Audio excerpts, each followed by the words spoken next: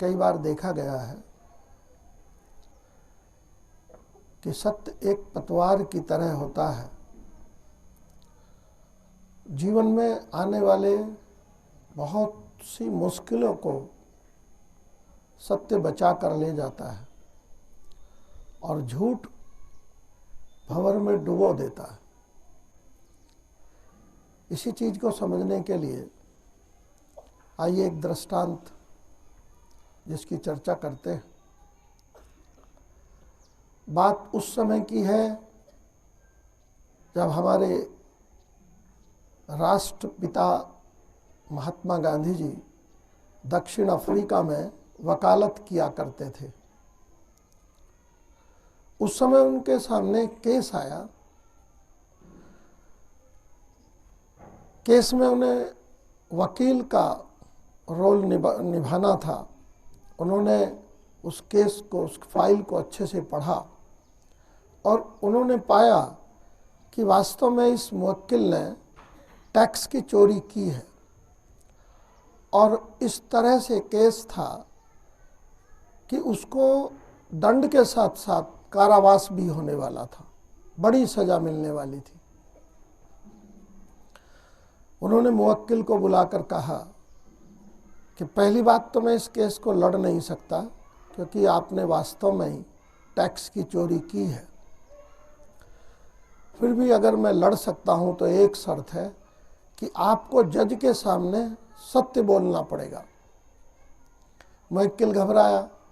अगर मैं जज के सामने सत्य बोलूंगा तो निश्चित है कि मुझे सजा मिलेगी।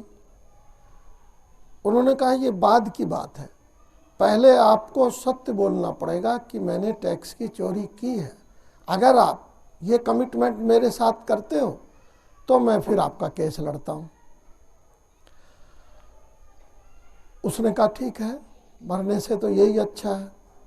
जो वकील साहब कह रहे हैं, जो गांधी जी कह रहे हैं, मैं वही करता हूं। फिर यही हुआ।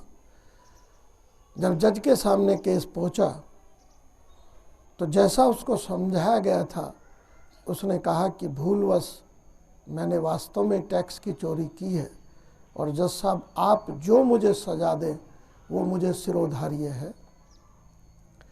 ये बात जज ने जब सुनी तो ऐसा पहली बार सुना कि आदमी अपने दोष को कबूल कर ले, उसको मान ले। तो उस जज साहब का मन पिघल गया और उन्होंने जो फैसला लिखा उसमें उसको कारावास बिल्कुल नहीं दिया और थोड़ा सा पैसे का दंड दे करके छोड़ दिया। उसने वो जो निर्णय की कॉपी अपनी फैक्ट्री, जो भी उसका प्रतिष्ठान था, उसमें लगाया और ये निश्चय किया कि आज के बाद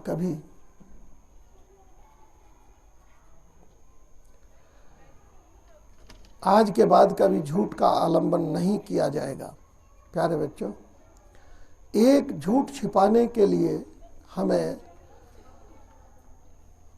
10 झूठ बोलने पड़ते हैं और सत्य एक बार ही बोला जाता है और कई बार वही नैया पार कर देता है।